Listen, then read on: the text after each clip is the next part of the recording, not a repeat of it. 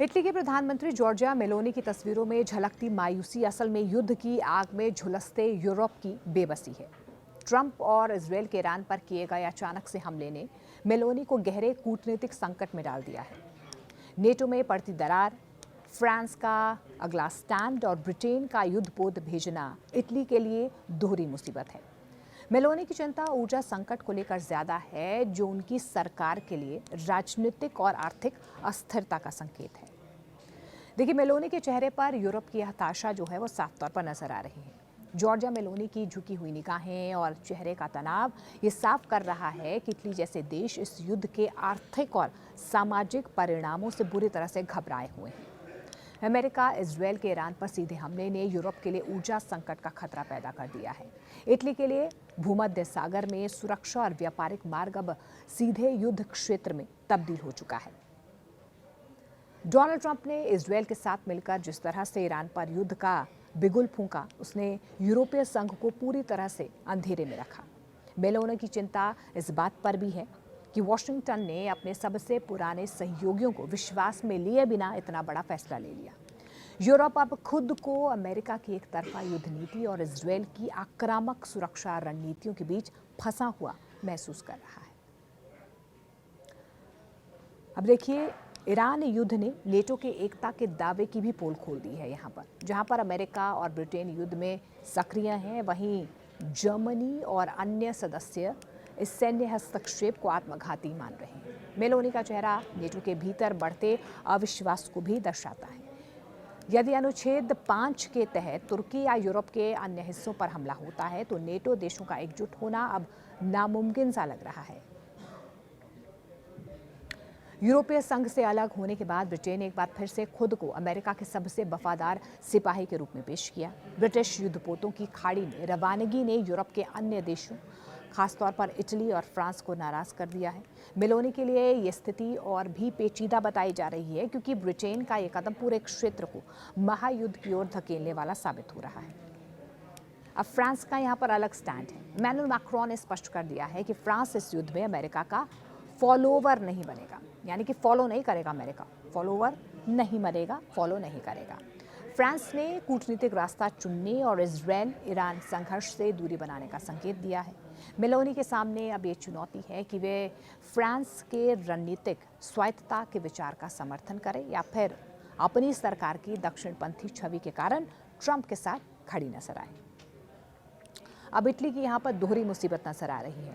Italy के लिए स्थिति इधर कुआं उधर खाई जैसी है। एक तरफ मेलोनी को अपनी अर्थव्यवस्था बचाने के लिए अरब देशों से ऊर्जा संबंधों की चिंता है, तो दूसरी तरफ नेटो प्रतिबद्धताएं निभाता हुआ नजर आ रहा है।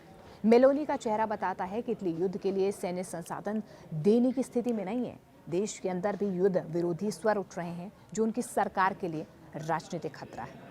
अब यूरोप का भविष्य क्या नजर आ रहा है? ईरान पर हमले के बाद यदि स्ट्रेट ऑफ हॉर्मुज बंद रहता है तो यूरोप की कमर टूट जाएगी, और ऐसा हो भी रहा है। ट्रंप और इजरायल की इस जुगलबंदी ने यूरोप को एक ऐसे युद्ध में धकेल दिया है जिसका उद्देश्य और अंत किसी को पता नहीं। मेलोनी की तस्वीरों में दिखने वाली ये खामोशी असल में यूरोप के उस सन्नाटे की ओर इशारा कर रही है जो किसी बड़े तूफान से पहले महसूस होता है। यूरोप की राजनीति में इस समय एक ऐसा पल भी आया है जहां पर तस्वीरों में दिखने वाले एक नेता की मायूसी पूरे महाद्वीप की चिंता को बयां भी कर रही है। ये नेता है जॉर्जिया मेलोनी, इटली की प्रधानमंत्री है। हाल ही के दिनों में उनकी कुछ तस्वीरें और वीडियो सामने आए जिनमें वो बेहद चिंतित, दबाव में नजर आ रही हैं। ये सिर्फ किसी एक नेता का तनाव नहीं है, बल्कि उस संकट की झलक है जो पूरे यूरोप पर मंडरा रहा है। देखिए, मध्य पूर्व में बढ़ते युद्ध ने यूरोप की राजनीति और अर्थव्यवस्था दोनों को हिलाकर रख दिया है। जब डोनाल्ड ट्रंप के नेतृत्व में अमेरिका और इजरायल ने अचानक से ईरान पर सैन्य कार्रवाई शुरू की, तो इसका असर सिर्फ मध्य पूर्व तक सीमित नहीं रहा है। यूरोप के कई देशों के लिए ये एक बड़ा कूटनीतिक और आर्थिक संकट बन गया है, और इसी संकट के केंद्र में आ गई है जॉर्जिया मेलोनी। अचानक हमला और यूरोप की मुश्किलें यहाँ से बढ़ती हुई। अमेरिका और इजरायल का ईरान पर हमला यूरोपीय देशों के लिए इसीलिए भी मुश्किल बन गया है क्योंकि इस फैसले में यूरोप के कई देशों से कोई खुली सलाह या सहमति नहीं ली गई। यूरोप लंबे समय से ईरान के साथ कूटनीतिक बातचीत और परमाणु समझौते को बचाने की कोशिश करता रहा है, लेकिन इस अचानक सैन्य कार्रवाई ने यूरोप की उस रणनीति को भी कमजोर कर दिया है। अब समस्या ये है कि यूरोप को तय करना पड़ रहा है कि वे अमेरिका और इजरायल के साथ पूरी तरह से खड़ा रहे या फिर युद्ध से दूरी बनाए। और यही दुविधा इटली की प्रधानमंत्री मेलोनी के सामने सबसे बड़ी चुनौती बनकर खड़ी हुई है। अब नेटो में भी दरार के संकेत मिल रहे हैं। ये संकट सिर्फ मध्य पूर्व का नहीं है, बल्कि पश्चिमी गठबंधन की एकता का भी इम्तिहान बन गया है। नेटो लंबे समय से अमेरिका और यूरोपीय देशों का सबसे बड़ा सैन्य गठबंधन रहा है, लेकिन ईरान पर हमले के बाद इस गठबंधन के अंदर मतभेद खुलकर सामने आने लगे। फ्रांस ने इस मामले में काफ़ी सतर्कता से कहीं ना कहीं अपना एक स्टैंड लिया है। पेरिस का ये कहना है कि युद्ध से स्थिति और ज़्यादा खराब हो सकती है और कूटनीतिक समाधान की कोशिश जारी रहनी चाहिए। दूसरी ओर यूनाइटेड किंगडम यानी कि यूके ने अपने युद्धपोत और सैन्य संसाधन क्षेत्र में भेजने शुरू कर दिए हैं, ताकि अगर संघर्ष और ज़्यादा बढ़ता है तो वो अपने हितों और सहयोगियों की रक्षा कर सके। देखिए, इस तरह यूरोप के अंदर ही अलग अलग रणनीतियां सामने आ रही हैं और यही स्थिति मेलोनी के लिए सबसे मुश्किल है। इटली को एक तरफ नेटो के प्रति अपनी प्रतिबद्धता निभानी है, तो दूसरी तरफ यूरोपीय संघ के अंदर भी संतुलन बनाए रखना है। अब इटली यहाँ पर क्यों फंस रहा है सबसे ज़्यादा? देखिए, इटली की स्थिति इसीलिए भी खास है क्योंकि उसकी अर्थव्यवस्था ऊर्जा आयात पर काफ़ी निर्भर है। यूरोप के कई देश मध्य पूर्व से तेल और गैस की सप्लाई पर निर्भर रहते हैं। अगर ईरान से जुड़ा संघर्ष खाड़ी क्षेत्रों में फैलता है या समुद्री मार्ग प्रभावित होते हैं तो इसका सीधा असर ऊर्जा सप्लाई पर होगा। इटली के लिए ये खतरा और ज़्यादा बड़ा है क्योंकि उसकी इंडस्ट्रीज और बिजली उत्पादन का बहुत बड़ा हिस्सा आयातित ऊर्जा पर आधारित है। अगर तेल और गैस की कीमतें तेजी से बढ़ती हैं तो इटली की अर्थव्यवस्था पर भारी दबाव पड़ सकता है। अब ऊर्जा संकट की आशंका तो जाहिर की ही जा रही है। यूरोप पहले ही ऊर्जा संकट का अनुभव कर चुका है, खासतौर पर तब जब रशिया और यूक्रेन के बीच युद्ध शुरू हुआ था। उस संघर्ष के बाद रूस से गैस की सप्लाई कम होने लगी थी और यूरोप के वैकल्पिक स्रोत यूरोप को ढूंढने पड़े थे। अब अगर मध्य पूर्व में युद्ध और ज़्यादा फैलता है तो तेल और गैस की कीमतों में एक बार फिर से तेज़ी से उछाल आ सकता है। ऐसे में इटली जैसे देशों के लिए ऊर्जा बिल, महंगाई और आर्थिक अस्थिरता बड़ी समस्या बन सकती है। और यही वजह है कि मेलोनी की सबसे बड़ी चिंता सैन्य नहीं बल्कि अगर ऊर्जा संकट बढ़ता है तो उनकी सरकार के लिए घरेलू राजनीति संभालना मुश्किल हो सकता है। अब घरेलू राजनीति पर इसका सीधा असर क्या पड़ेगा? देखिए, जॉर्जिया मेलोनी की सरकार पहले ही कई चुनौतियों का सामना कर रही है, जैसे कि महंगाई, आर्थिक सुधार और यूरोपीय संघ के साथ वित्तीय नीतियों को लेकर तनाव जो है वो पहले से ही देखा जा रहा है। अगर ऊर्जा की कीमतें बढ़ती हैं तो जनता पर इसका सीधा असर होगा।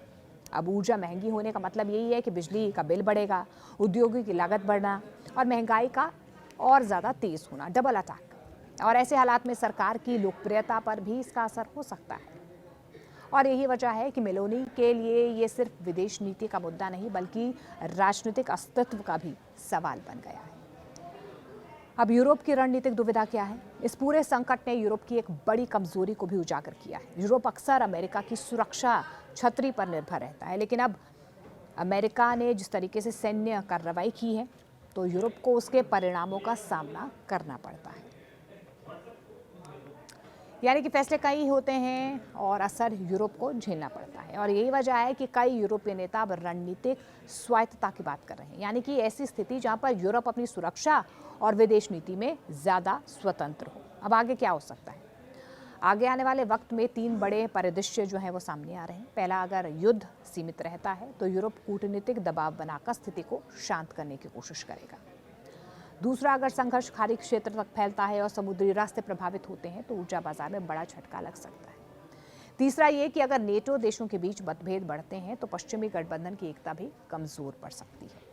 इन तीनों ही स्थितियों में इटली की भूमिका अहम होगी क्योंकि ये यूरोप, नेटो और भूमध्य सागर क्षेत्र के बीच एक रणनीतिक पुल की तरह है।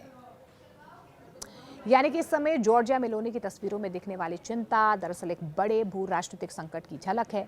मध्य पूर्व का युद्ध सिर्फ उस क्षेत्र तक सीमित नहीं है, इसका असर यूरोप की राजनीति, अर्थव्यवस्था और सुरक्षा व्यवस्था तक फैल चुका है। अगर ऊर्जा संकट गहराता है और नेटो के भीतर मतभेद बढ़ते हैं तो यह संकट सिर्फ इटली के लिए नहीं बल्कि पूरे यूरोप के लिए एक बहुत बड़ी परीक्षा बन सकता है।